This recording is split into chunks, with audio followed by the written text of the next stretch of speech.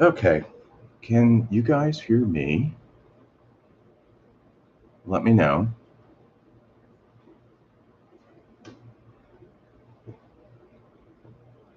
Hey, Dylan, can you hear me?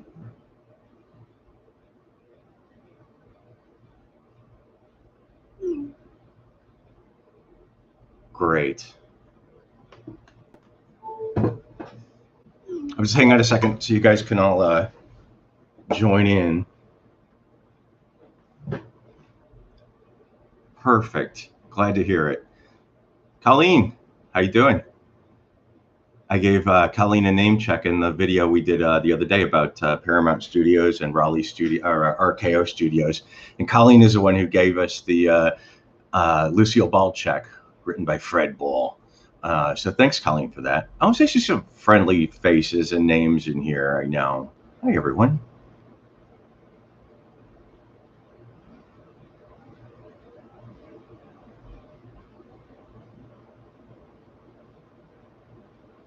Nice to see you guys. I hope you guys liked the Movieland video. Did you get a chance to see it yet? I wonder, because it just went live about 15, 20 minutes ago.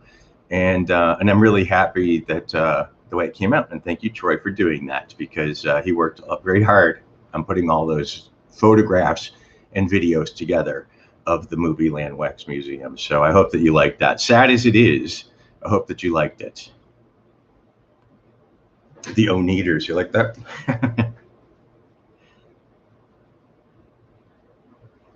The tours are not open until further notice. We have no idea when that's going to happen. We keep hoping there's going to be a magical voice. It's going to come down and say, "You are now welcome to start touring again." But we have nothing. No one's going to tell us anything. So it's a matter of, I guess, taking responsibility ourselves for doing it. And I'm not comfortable with going out with 13 people in close proximity. Excuse me. And so we're going to hold off and on doing tours for a while, which is why I'm spending the time doing all the YouTube stuff, because it gives me something to do. I'm able to do what I love doing, and I hope that you guys seem to be enjoying it. So that makes me happy. I appreciate you looking at them and enjoying them or not. Commenting, subscribing is huge. Sitting through an ad or two is huge too, if you can find the time to do that, because that's how I make a living anymore, which is interesting. 6 months ago, I wouldn't have thought that this is what I'd be doing for a living, but here I am, and I love it. I love it. It's just weird. I always sort of resisted technology, and technology is what it is. You guys have no idea how stressful this stuff is. Just doing this little live chat was a little bit stressful today because my internet connection's down, and I was on the phone with the I call it Time Warner Spectrum now. I call it Rectum, and they told me that it's not a neighborhood outage; it's me and me alone. So in about an hour, those guys are going to come here and fix my modem. But it seems to be cooperating okay right now, so I'm happy about that. That Thing You Do is not underrated in my book. It is one of my favorite movies, and I'm glad that you like it too. We're going to do our tour. We will do that tour you do one time. Maybe it'll only be on video. I don't know, but that will happen at some point, either in person or on video, or both. Who knows? Technology does suck. Yes, it does. Thanks, Ryan. I'm glad that you liked the Bugliosi video too. I really like putting it together. It's 50 years later, 51 years later almost, the fact that all this other information is coming about Bugliosi, and I don't know if I can hop on board with all of it, but nobody's perfect. And as I said in the video, Helter Skelter is 100% the truth of the trial, and that is a fascinating document on its own. So I'm pleased that you were able to that you liked it, and I enjoy putting it together. Victoria, I took you. Oh, I must have given you information about the Jonathan Brandis house. Okay, cool. Well, that's another sad death. What ended up? We don't really know what happened to the Movieland Wax Museum sign. I have no idea. there's different theories. I heard that somebody has a star from it or here and there. But Jim Volke, thank you so much, man. Thank you. I appreciate it. I heard that someone has a star or the sign or was offered the sign, but I really don't know. I haven't found a concrete lead for that. And the 8 missing handprints either. Don't really know what happened to those. Or I should say, there were 8 that were destroyed, and the rest were supposedly saved by the city. I don't know where they are, but those 8 are gone forever for the most part.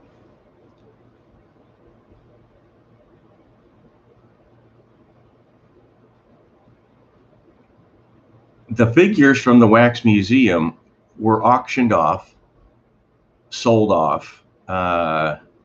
There's still someone, I think someone just sent me a link to the Jean Harlow one. It's available again.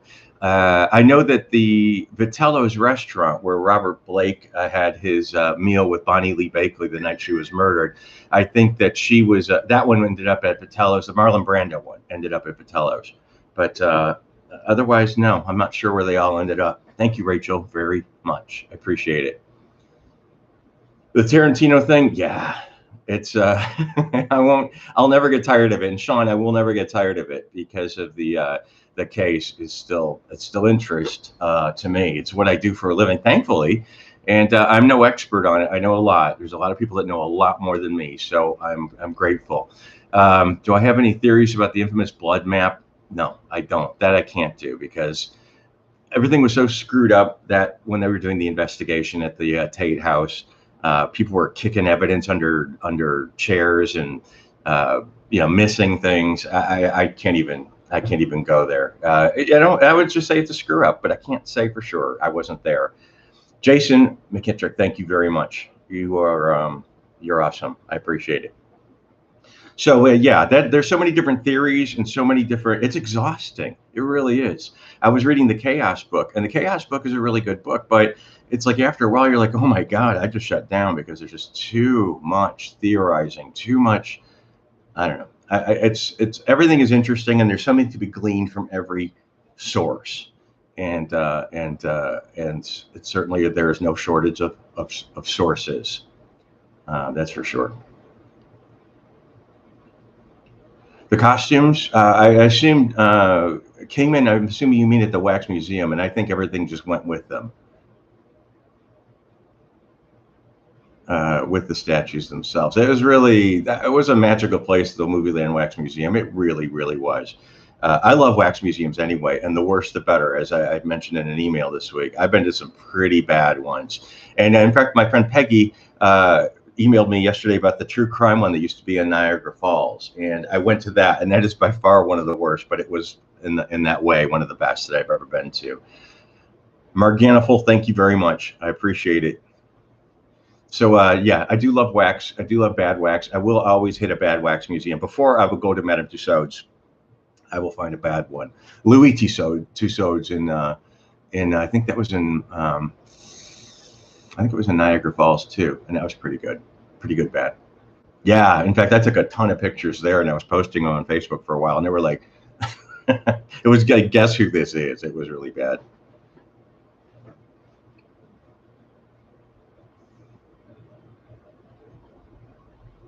Thanks, Arthur. I'm glad you liked the Movieland video. Thank you very much. I appreciate it.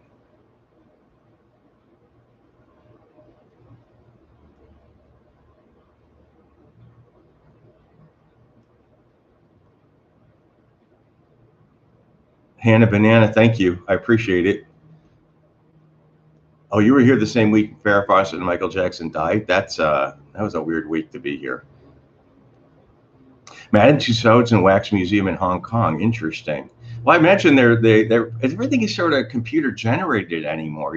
There used to be actual, I think, artists who would sit and sculpt for very long periods of time, but I think now everything can be just 3D printed. I think that I think that's the deal. Maybe I'm wrong. I don't know the science of the wax, but I do think that its technology has moved on in a way that it's a lot easier to create these things better than ever before because of the 3D printing, etc.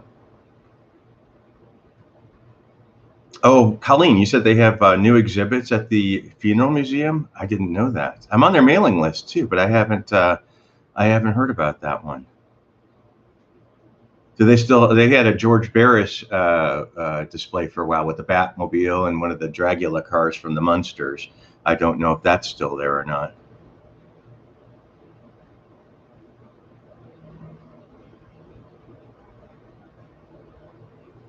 Valley Relics Museum, you're right, Lisa. They do have a ton of good stuff there. And I've done a couple of presentations there as well, but that place is so, Valley Relics is, Tommy's a great guy. And in fact, Tommy at Valley Relics is the one who got all my old display cases, my empty display cases from the shop when we shut down. They came and got them. So they will be at the museum of the Valley Relics Museum. I love that place, so I do. The podcast will be coming out soon. We haven't set it up yet. We haven't set a time up yet, but we will do that very, very soon. How much of the Babylon book is BS? I'm reading it now. Hollywood Babylon, Alex, is a great picture book, and it's a great theory. Not theory. I can't even say that. It's a great gossip book, but I've spent a lot of my time trying to disprove the stuff that that Kenneth Anger basically made up. I'll say it, and I don't think I can. I have to defend that. He straight up says, "Well, nobody's sued me yet." So he basically admitted to it. He just made up a lot of horrible stories, but it's still. I got to give him his dues, because if it wasn't for Kenneth Anger, we wouldn't be sitting here talking as a group. I don't think, because he turned so many of us onto that dark side of Hollywood business. Back in the 70s when that book was published, in the 80s. And when I got that, I was like gold. Seeing the pictures of the Jane Mansfield car in that book was what made me fall in love with this stuff. And we ended up getting the car and having it on display. And the stuff will be on display again. It will be on display again soon. Karen Kupcinet and Tammy Windsor. I don't know about Tammy Windsor.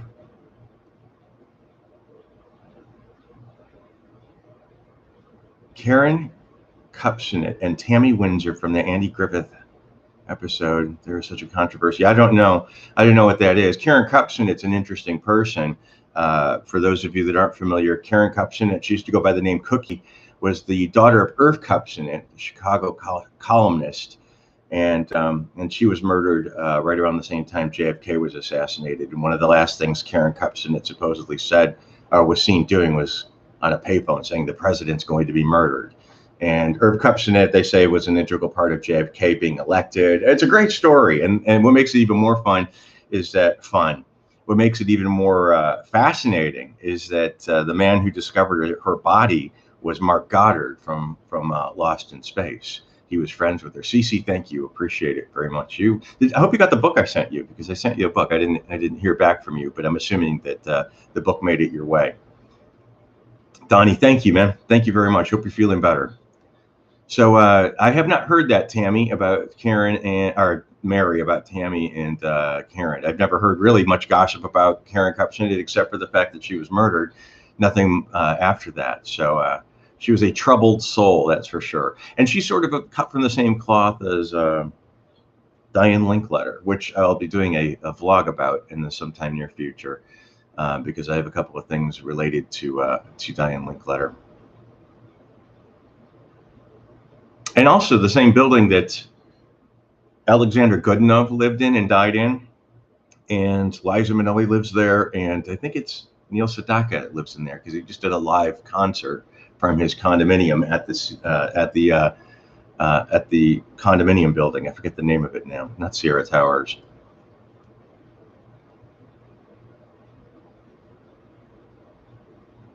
Why was the Scotty Bauer stuff not more publicized? Seemed to be all true. I don't know. I don't know if the people that he gossiped about really aren't legends so much anymore. People don't really talk about Charles Lawton very much anymore. So it's a great gossipy story, but I think it's more of an LA story. I do think that the Scotty Bauer stuff is a very Hollywood story. Thank you, Robert, very much. I appreciate it. Yeah, and I don't think it's, how LA is obsessed with itself, and we love LA, what's left of it. So I do think that the Scotty Bauer stuff is really kind of specialized, and only people that are really into Hollywood, and especially here in LA, I think that it's more so. But a lot of the people that he gossiped about weren't, Katharine Hepburn he talked about, which was especially fascinating to read. actually. So much of that stuff didn't make it into the documentary. The book itself was a real fantastic read, but the documentary was, it was okay, but not nearly as fascinating, I think, as the real thing.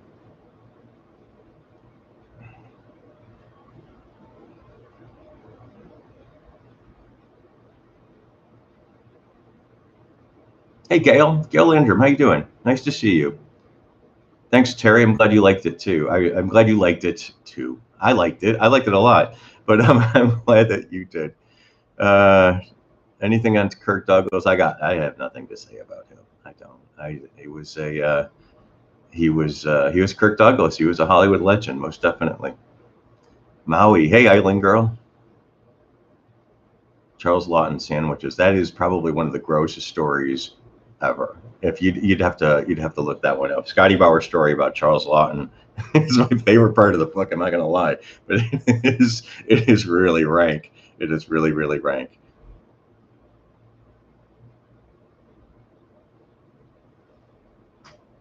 Let's see.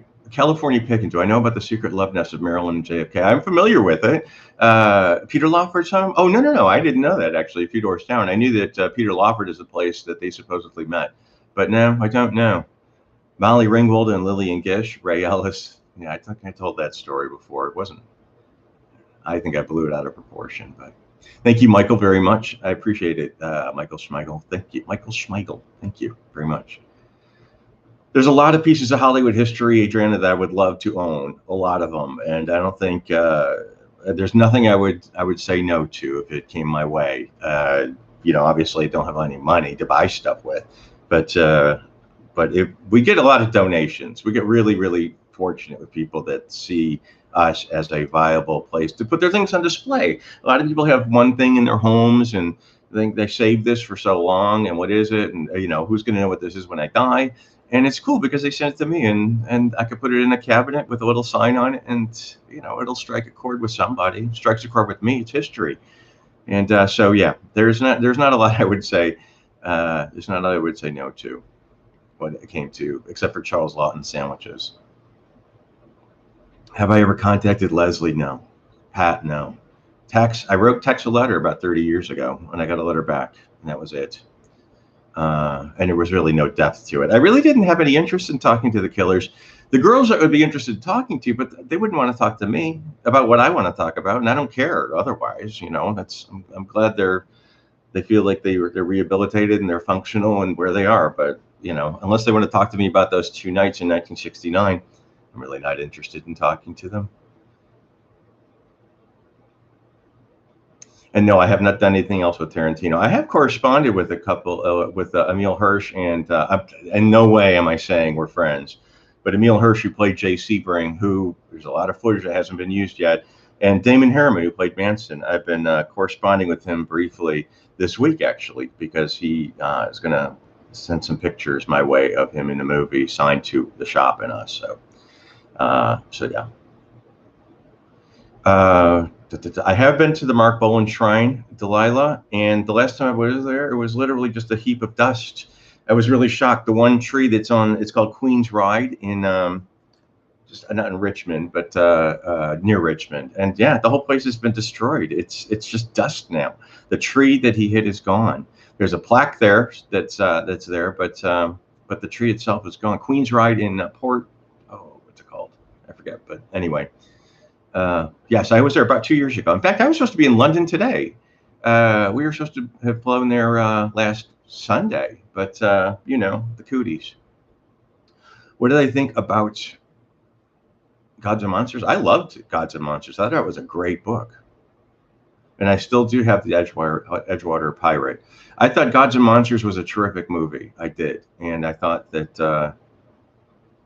Yeah, I thought they did a good job with that. And for those of you that don't know, Gods and Monsters was the story of James Whale, who directed Dracula and directed Frankenstein, and was a homosexual and drowned in a swimming pool. And Ian McKellen played him in the movie, and Brendan Fraser played his pool boy.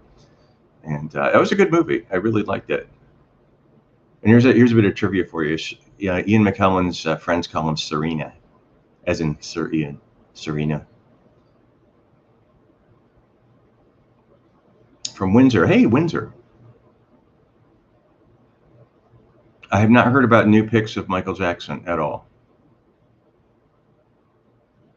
It's interesting when the trials go on and they don't, and the attorneys don't really pay much attention to where the cameras are in the courtroom, and boom, they end up these photographs being released. The Lana Clarkson ones are that way. Michael Jackson's were that way too. The Menendez brothers, they were all like that too. The Jose and Kitty Menendez are horrific images, and they were shown to the courts, and the cameras were just in a certain way that actually the public could pick them up. So, so yeah, Kieran, thank you very much. I appreciate it. Do I have any Michael Jackson memorabilia? No. Well, I have actually. I have a memorial booklet from his funeral, and one of the street signs from when my friend Lisa Burks gave me the street sign when they closed off all the roads for his funeral. There were some signs posted saying, close to traffic Thursday between noon and 3 or whatever it was, and I have one of those too. So, so yeah, I do have something, and an armband. I think that they were giving out a little black, I think a black armband or something like that. I do have one of those. I have not heard anything about the J.C. Bring documentary, except that I do hear that it's coming out, and there has been movement because I saw that Jay's nephew who did it, Anthony DeMora, I think his name is, had released a photograph of he and Quentin in the salon when they were shooting the movie. So Tarantino must have let him in to shoot some footage while they were shooting the movie, which is really poetic for this documentary that he's putting together on Jay. So I think it's great. Two Arrows, thank you very much for your support. And G Lynn, thank you very, very much for your support. All you guys are being very kind. But yeah, the DeMora documentary I don't understand why it hasn't been released yet, but it's not my movie, so I can't say for sure. But I hope it comes out soon. And my own, I do a vlog on Sebring very soon too. I spent a lot of time poking around the shop and some other stuff that I'll be adding to it. So so I'll be doing something on Sebring somewhat soon for my own. Harry, I know what you mean about those clown paintings. They're pretty outrageous. The Lucy one is the one that, yeah. Mm. You're right. Roller Girl, Damon was great in Mindhunter. He was. And the way that Damon Harriman, we're talking about Damon Harriman again, who was in Mindhunter, played Manson, and he also played Manson in Once Upon a Time in Hollywood. He was made up to look like Manson in Mindhunter, and he was straight up right out of a Manson sort of documentary, acting, had the Manson thing down too. And the one in Once Upon a Time in Hollywood, he made it his own, but it was still clearly Manson, and I thought he did a good job with it.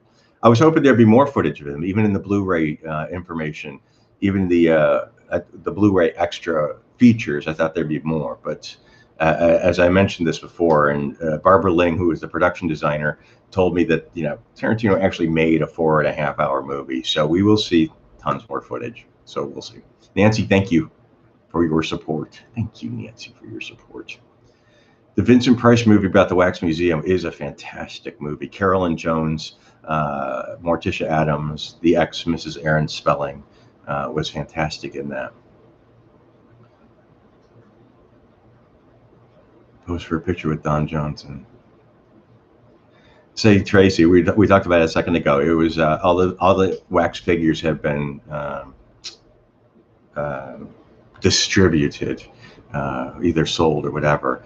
But talking about bad wax museums, the Hollywood Wax Museum on Hollywood Boulevard at Highland has done a renovation in recent years. Unfortunately, they didn't embrace the kitsch factor because Madame Tussauds opened literally 2 blocks away. And that very much could have been the death of the Hollywood Wax Museum, even though it has been there since the 60s. But Madame Tussauds opened, and it was like, that's sort of a mean thing to do to the Hollywood Wax Museum. So instead of the Hollywood Wax Museum sort of embracing its kitschy past, they started to go into competition with Madame Tussauds, and you can't really go into competition quality-wise with Madame Tussauds. So a lot of the, we spent a night in the Hollywood Wax Museum doing a paranormal investigation. This was about 20 years ago, I think. Yeah, literally 20 years ago. And all the weird stories. There was a haunted story about the Last Supper, the Jude Law statue. There was something else. But all those particular stories, all those wax statues that had to do with those stories are all gone now, which is so sad. So, you know, they still have some of the old Chamber of Horror stuff, and there's some great ghost stories about the Hollywood Wax Museum. But the last time I was there, I wasn't uber thrilled with it. I like bad wax museums, but it was sort of like I don't know, they're trying really hard, and it's not as fun. Not as fun.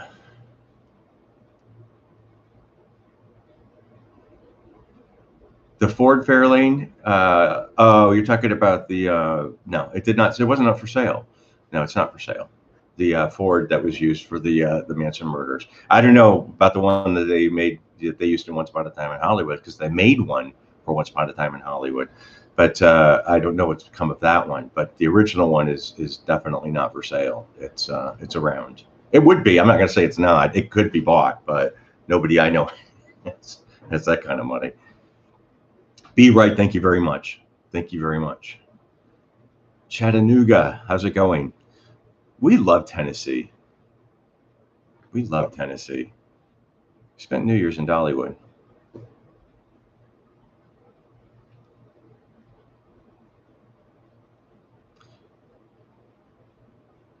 Yeah, the video we made, and I'll be doing another one, I hope, soon, of that car, a little bit more in depth.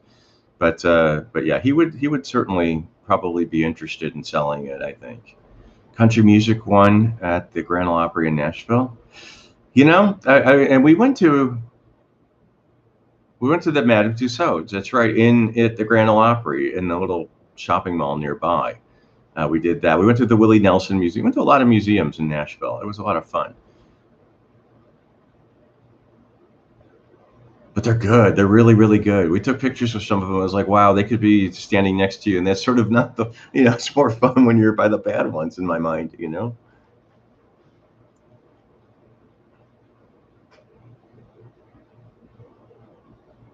I did go to the Alcatraz Museum in Tennessee. I did.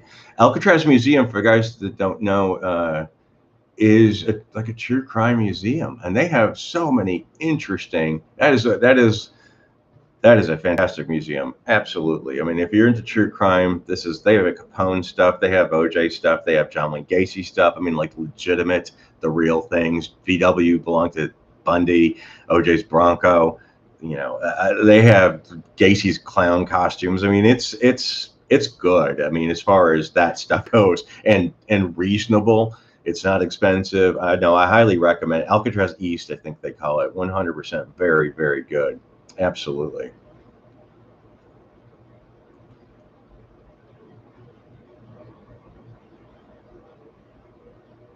Hey, Jason, about the paranormal themed videos, I think I would tell stories, but there are so many people that do that kind of stuff so much better than I do, that probably would. I mean, I got a story here and there, but there's so many people that do that good, and I don't think I'd be very good at that. Thank you, Denise, very much for supporting. I appreciate it. I have been to Zach Bagans' museum too in Vegas, and that was really good. I was really, they had a lot of really cool stuff in there. Zach does a lot of good collecting, and he has help, if you know what I mean. No, I can just say it. I've helped him get a few things, but yeah, Zach is, we have a decent, friendly relationship. When's the last time I was in Nashville? I've been to the Patsy Museum. We were there over New Year's. Yeah. Hey, Buckle Bunny. Hey, Joanne from Maine. I've not been through the Green Hotel in Pasadena. I've been in it. I've looked around it as a potential place to rent for an event, but no, never really done an informational tour of it. We, Ms. Thumper, we did do a O.J. Simpson mini documentary. Mike Dorsey and I did, and that's probably online. I imagine you can get it. But we did all the O.J. Simpson sites before they were torn down, and yeah, the thing on Epix, Nancy. I hope that comes out. I understand why they pulled it, because of the current climate on the Helter Skelter thing on Epix. But yeah, so they just thought a good idea to postpone it for a while. But it's going to be good, I think. They got a lot of good interviews. And yeah, I talked to Virginia the day before yesterday, Virginia Graham, because I had done a vlog, which will be released probably this week on the LaBiancas. And it's not about their deaths, it's about their lives and what happened to them after they died. It's not about their murders, but it's about where they lived, where they worked before they were killed, and where they ended up being buried. That should be released in the next couple of days. So stay tuned for that one. If you're on here, subscribe to, and you'll be notified. And also, I'll be posting it on Facebook and Instagram too. But I'm pretty happy with the way it is, because it doesn't concentrate on that house, on that Waverly Drive house, which I'm not dismissing. I love it. I think it's fascinating, and I would own it if I could. But it's more about their lives than it is their actual murders, their deaths. So I hope that you'll like it when it comes out. Death Trip now. I would love to do another Death Trip for E, but no. And it's really tiresome after so many years to, kind of waiting for people to say, hey, maybe this guy will do a show with us. And I just thought, well, it's interesting how I got thrown into doing this. And I love this a lot more. Doing that show, Hollywood Death Trip, with Danielle Harris was really interesting. I'm not going to lie and say it was a lot of fun, because it was hard work, and it was a lot of stress. And this is stressful, but not like on that level. I mean, that was doing that week with the whole crew and being the focal point of it was really uncomfortable and really stressful. And it was difficult to do what I was doing, because I was so worried about everybody else and being, not disappointing people. So this is a little bit more relaxed. And so I'm glad that you're able to join me for this. Troy Troy likes to hang out in the background. He's listening. I know he's listening, but he's not here. And but he shows up in pictures and stuff when I do that stuff. He's around, right? Did Capone really die? Yeah, I think it was syphilis. I think he was brain disease due to syphilis. I've never been to Salem, Massachusetts, Seagate. I'd always wanted to. I had a guy that was in the shop not that long ago that has a Ouija board museum there. I forget what it's called. The Talking Board, I think, is what they're called. Ouija's actually a brand name, I think. He told me, explained. It was fascinating. But he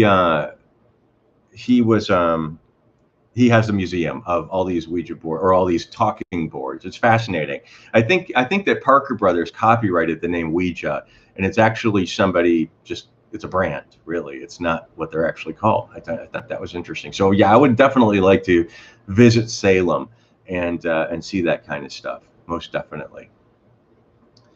Sharon, about Mrs. LaBianca being worth more than Abigail Folger, I don't know anymore. I don't think so. I really don't. I have Mrs. LaBianca's will, and Mrs. LaBianca's worth about $70K. For some reason, it was printed in the book Helter Skelter that she was worth over $2 million. I don't think that's true. Personally, I think it was wrong information. I don't know where that came from, but it came from somewhere. But there's some really glaring errors in that book, and that is certainly one of them. And that's not something I'm just saying flippantly. It's true. It's true that it's not true. Scotty, thank you very much. Rock singers of the grunge era podcast. A lot of tragedy. No kidding. And I was just following the story about that Kurt Cobain guitar that was on auction recently.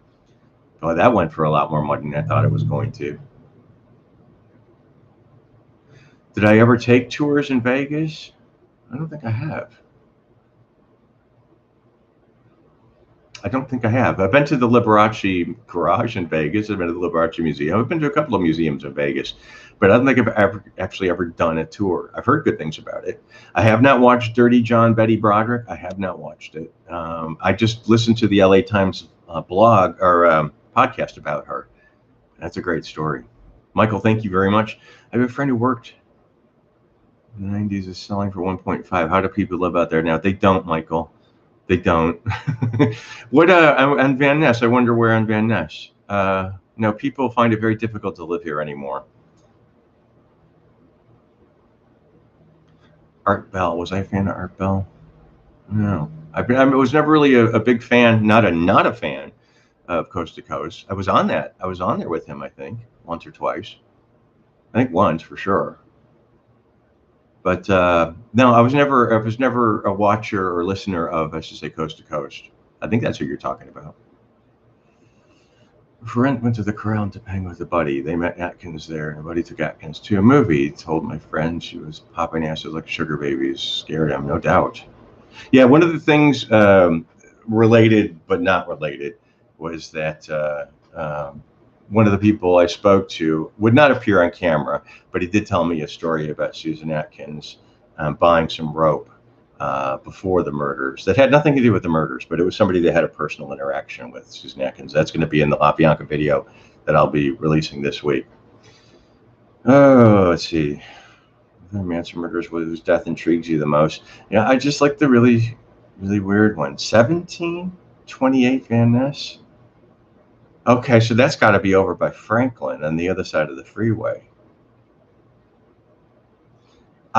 California Pickin', I know you asked that question a few times, and I apologize. I'm not ignoring you. I don't have an answer for you about the Terry Melcher revenge theory. There is so much more information that came out of that chaos book that I had to shut down. Terry Melcher knew Manson, fact. Manson had been to the house on Cielo Drive, fact. He knew Melcher lived there. He knew Melcher was gone. That's what I know. I don't think this is about an angry get revenge for a not getting a recording contract thing. If that's your question, then I can say with confidence, no. I don't think that that is the reason that Cielo Drive was chosen because of Terry Melcher. You know, that's the reason Manson knew the house for sure. That I'm on board with. Thank you, Laura, very much for our coats. How long was it done after the murders that something was done with the property on Cielo? 25 years, I think. Yeah, because Altobelli owned it until the time it was sold and destroyed in 1990, late 93. So, and he lived in it or he rented it for all that time since the murders.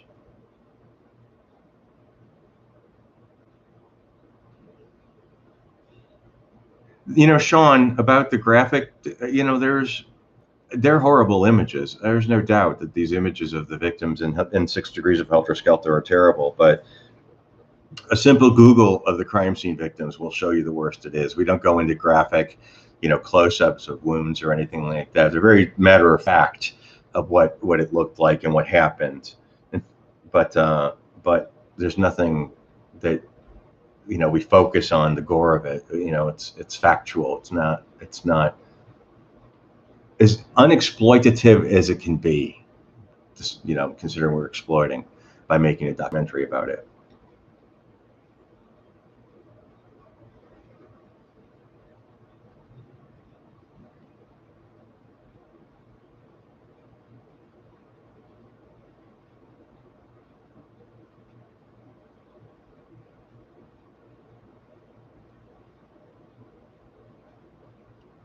It seems like it's funny about doing these chats because I always end up going to the Manson thing, always going to Helter Skelter.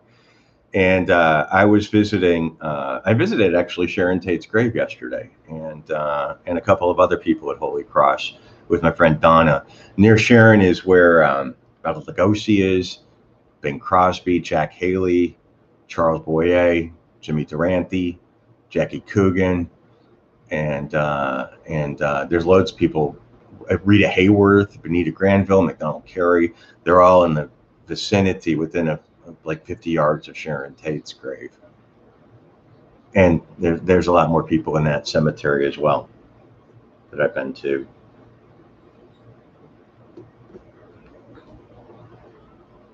John Candy, that's right. John Bernardino, Fred McMurray, Ray Bolger. I mean, there's so many people in at Holy Cross. It's a popular. Ricardo Montalban is in there, and yeah, Max Sennett. I mean, it's a really popular place, and a lot more intimate, I think, than places like Forest Lawn is.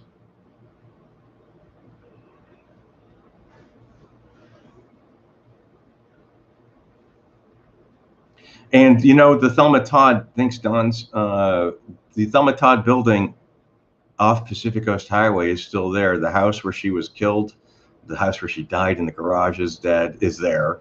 And so is the Thelma Todd Roadside Cafe. In fact, I think there's a real estate status fairly recently about it and about the sale of it. It's not going anywhere. That I'm sure of. It's such an iconic building. I say that like like that matters. But you know, as far as I know, Thelma Todd's Roadside Cafe has been sold and will stay where it is. That's as far as I know. But yeah, and Herman Munster, he's buried back in, isn't it Maine? Somewhere in the New England area, unmarked.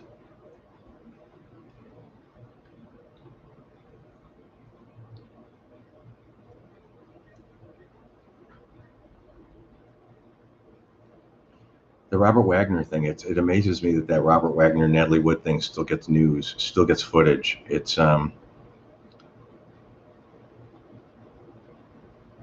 you know, I'll mention this because I'm assuming that everyone knows that what we're talking about when they talk about the Helter Skelter business and the mansion business. And Angelina, thank you very much. They're talking in the comments right now. They're talking about Stephen Parent, who was always known as the first of the victims, 18-year-old kid from El Monte, 30 miles from here, visiting up there for about 45 minutes, and was killed by the front gates as he was leaving the front gates. And it's always been said that he was killed first, and I never saw a reason to doubt that. But I also knew other facets of the case, of his physical condition, that made me, when I read Chaos, made me rethink that. Because Stephen Parent did have injuries on his wrist that sliced off his wristwatch, and he also had damage to the back of his car that was, neither of these things were really ever explained. And the way the scenario played out in Chaos was very interesting, because they explained what may have happened is that Stephen Parent was heading back to his car and saw the murders happening. Tex chased him. He got into his car, threw it into reverse, accidentally hit the fence, caused the damage. That's when Tex approached him with a knife, sliced him. Then he put it back in forward and then took off. Tex stopped him. Stephen Parent said, "I won't say anything." Now, the reason Stephen Parent may have said, "I won't say anything," is because he saw something. Because if he didn't see anything, then why would you say, "I won't say anything"? So then he was shot. So that scenario actually made sense to me, and is even more chilling than what did happen to him. For a fact, everyone that was there has always maintained that he was the first. The killers maintain he was the first, but then they've made up a lot of other stories too, or misrepresented some of the facts too, not necessarily on purpose. But that was a scenario that played out that maybe really, really, that one surprised me. Thanks, John. Thanks, Jonathan. I appreciate it. The Beatles, isn't that weird? The Beatles and Abbey Road on the same day as the. Yeah, I'm glad you like those facts, because those are the weird kind of facts that fascinate me the most. The things you didn't know that we can all kind of relate to. The fact that they were filming the first episode of the Brady Bunch the week of the murders. It always ends up going back to Manson. I'm so sorry for you guys that aren't interested in this sort of thing. Have you ever seen the show Perry Mason? There's a Thelma Todd and Fatty Arbuckle storyline. No, I did not. Do I think George Hodel murdered Elizabeth Short? No, I do not. Have you ever seen Hollywoodland? I have. And I thought Hollywoodland was good. I liked Hollywoodland a lot. It came out the same time as that Black Dahlia movie came out, which was an abortion. Hey, Paul, how you doing? Nice to see you. Nice to see you. And the opening of the Haunted Mansion. That's right, Jason. The Haunted Mansion opened on the day of the murders. How did Doris Tate come into contact with Bill Nelson? I couldn't tell you. Did Manson know Cary Grant? I couldn't tell you. Wouldn't surprise me, but they certainly within a degree of separation if they didn't know each other. There's a story that we were just talking about on one of the boards that Manson claimed that Peter Falk made a pass at him, which I think is pretty interesting.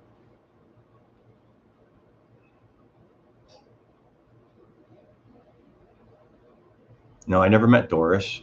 Doris was dead by the time I moved here. Patty was dead before I moved back from England.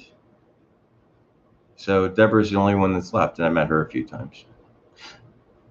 While we're here, I'm going to stop reading the comments now, because I'll show you a couple of things before I go, since we're all talking about the Sharon Tate stuff.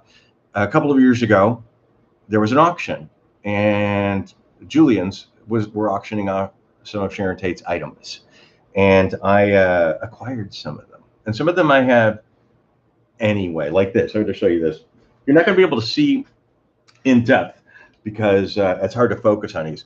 But my friend Paul gave me this. Not you, Paul Basic, but my friend Paul gave me this and or arranged for me to get this. And this is the Valley of the Dolls soundtrack.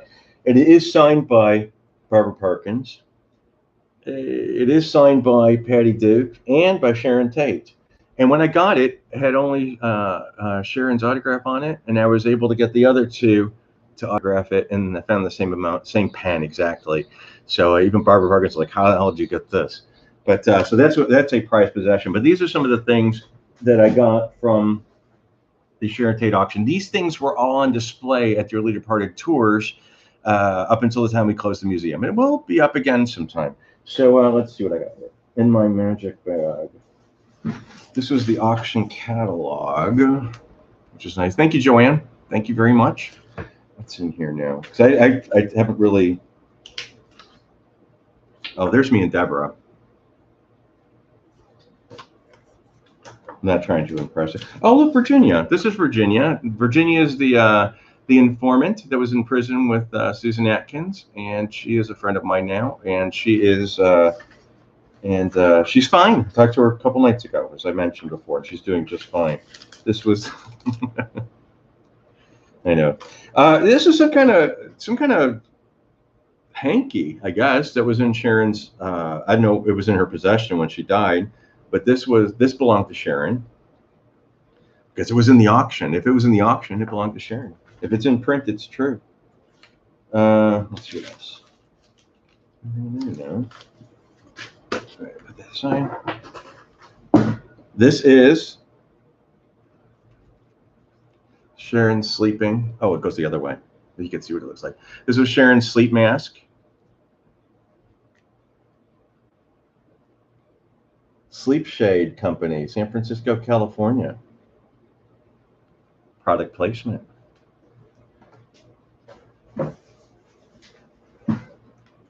Okay, now this is, let's see.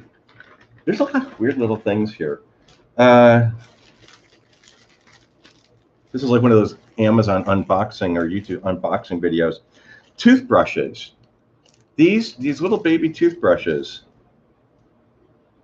were in Sharon's belongings. This junior toothbrush. So maybe she used these for her eyes because she had those, you know, those eyebrows. But and a comb, but a broken old comb. And if you think this is shit, it's not. Well, it's Sharon Tate's stuff. Let's see if you can see a little better with the white background. A broken up old comb. If you think that this was cheap, don't even go there because they weren't cheap. I'm glad we have them. I'm very glad we have them, but this stuff weren't cheap. But Deborah Tate, God bless her, made these things available to us, and for that, I'm very appreciative. Thank you, Deborah, if you're listening. Let's see what else is in here. Oh, this is cool. This was very cool. This was in Sharon's sort of odds and ends, and this was Sharon Tate's personal sewing kit. That's kind of cool.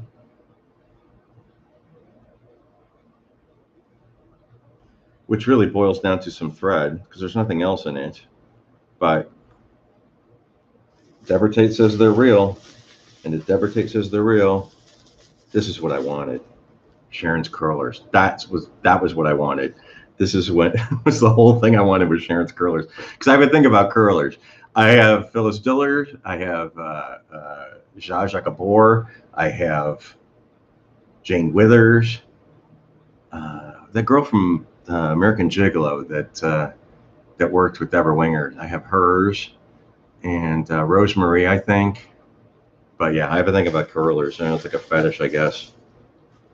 This is for real. This is the real deal.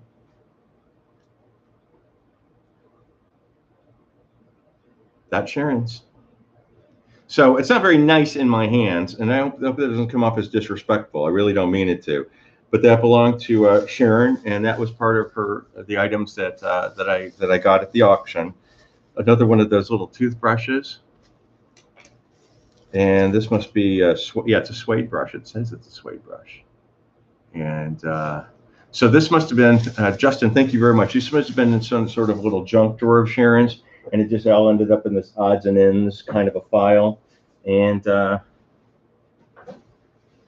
one more. Actually, there was 2 brassieres, I think. Yeah, here's the other one. So there were 2 Sharon Tate brassieres that we acquired, and pretty, very tiny.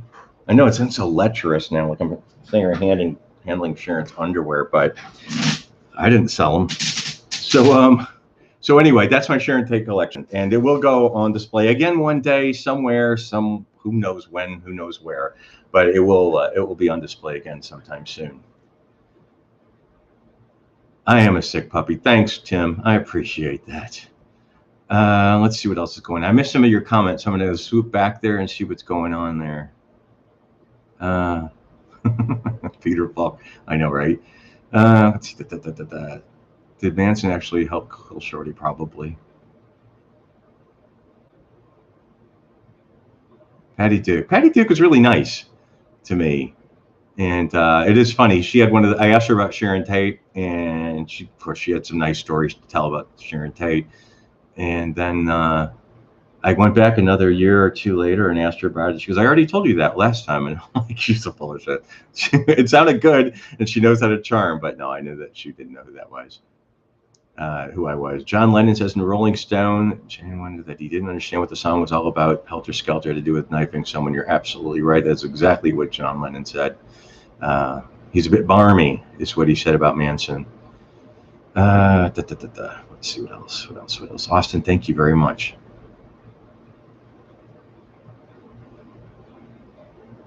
No, Dawn Wells is not ill. I don't understand how that story got started, but somebody started a GoFundMe page saying that she needed help with medical expenses. She's fine. She was at a friend of mine's house, I don't know, maybe less than a year ago, and she's fine. So I don't know where that story came from, but there's a lot of money raised for her, and good for her. She's a nice person, but she had her estate sale. In fact, I think I have some of Dawn Wells curlers too. I have pairs of glasses. I have a Letterman's jacket of hers. I have so much Dawn Wells stuff. It's not even true. Yeah, so I do. Patty Duke was a nice lady.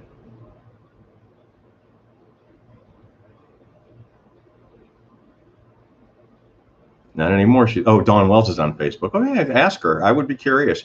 But her estate sale kind of surprised me because, it's like she left one day and everything was on sale. Everything was on sale in that house. And it was like I bought drinking glasses and clothes. You could buy her jackets and stuff like that. It was wild. I have a ton of Dawn Wells stuff in a box somewhere. Because it's cool. Oh, do I still have them out here?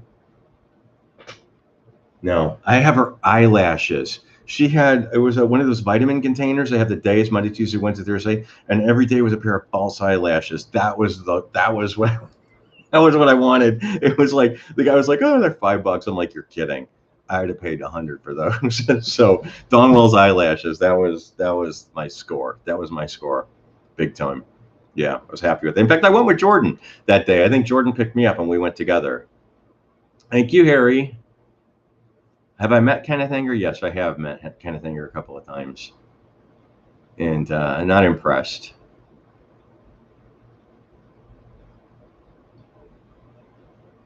Do I believe in an afterlife? That's a loaded question. I think there's something, most definitely, because I believe in the paranormal, and that would make sense then, wouldn't it?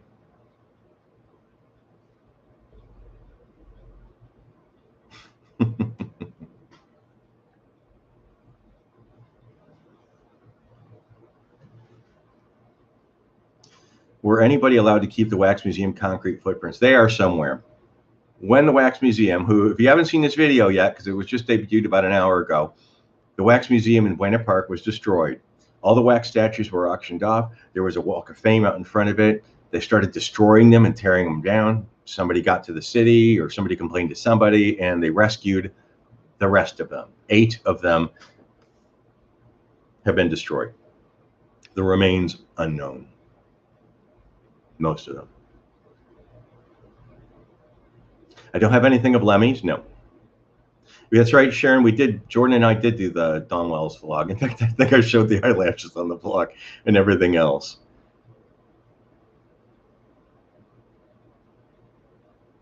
The most expensive thing we bought for the collection. I don't usually talk about the money aspect of it because we love it so much, but I think it's straight up. It would be a toss-up, in thinking about it. Not Sharon Tate, but it could be close. It's definitely the Jane Mansfield car. Definitely, that was the one that we invested the most in to show, and that was that tapped us. That tapped us for a long, long time. Thanks, Chickadee Blue. I liked you. I'm glad you liked the Joan Davis video. Do I have a favorite Anthony Bourdain story? I told it before about him asking me on the tour on camera about autoerotic asphyxiation. It's unprompted. So it was, yeah, I didn't say it. He did. And that just interesting. Now I have not got any more information from Virginia Graham from her, since that was a pretty lengthy, that was like a 90-minute interview I did with her. So yeah, that was was Mama Casper's on the scene. No, I think that's safe. I don't know whose book said that. Somebody said that Mama Cass was the first one at the Tate house when they discovered their bodies. That was laughable, that particular account of it, because she even saw the pizza boy dead or something like that. It was so bad. It was so bad.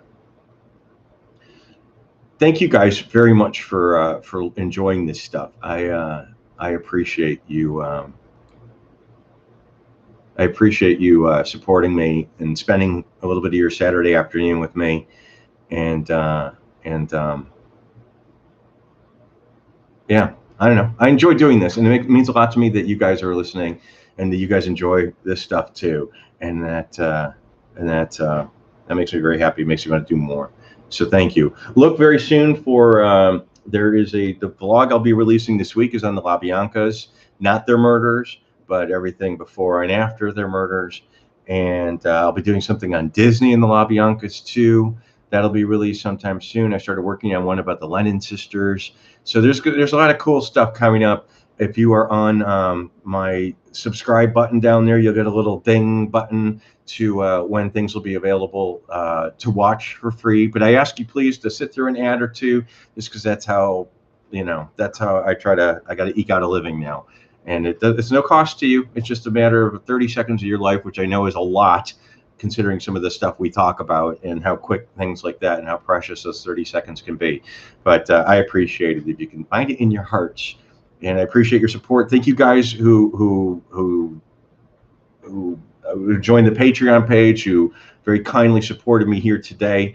And I appreciate it. And feel free to email any questions to me, because if I do another one of these in a few weeks or something like that, I'm happy to to do a Q&A sort of a thing. And if you have any questions or suggestions of vlogs you want to see, drop me an email, scott@dearlydepartedtours.com. And thank you very much. And I'm going to end this now. Have a great weekend. And I am Spartacus. Take care, you guys.